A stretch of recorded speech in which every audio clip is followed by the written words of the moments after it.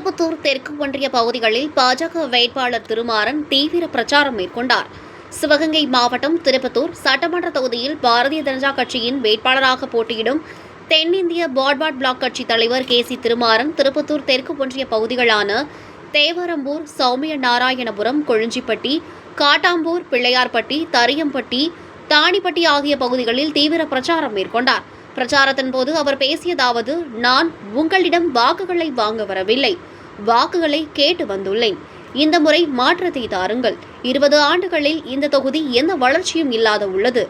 தொகுதி வளர்ச்சியடைய எங்களுக்கு வாக்களியுங்கள். நிச்சயம் இந்த தொகுதியில் ஒரு மாற்றத்தை தருவேன் என பேசினார்.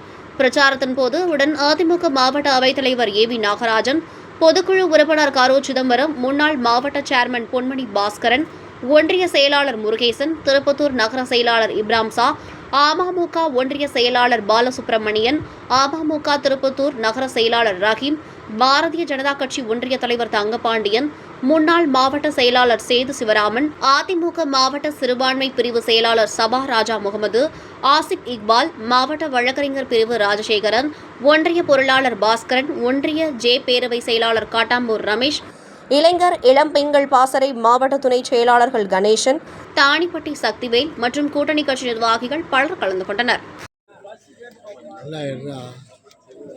சும்மா பாவம் பேசி சொல்கிறா, நாளை போட்டுங்கன்னு சொல்லிக்கல. அதோட யாரும் என்ன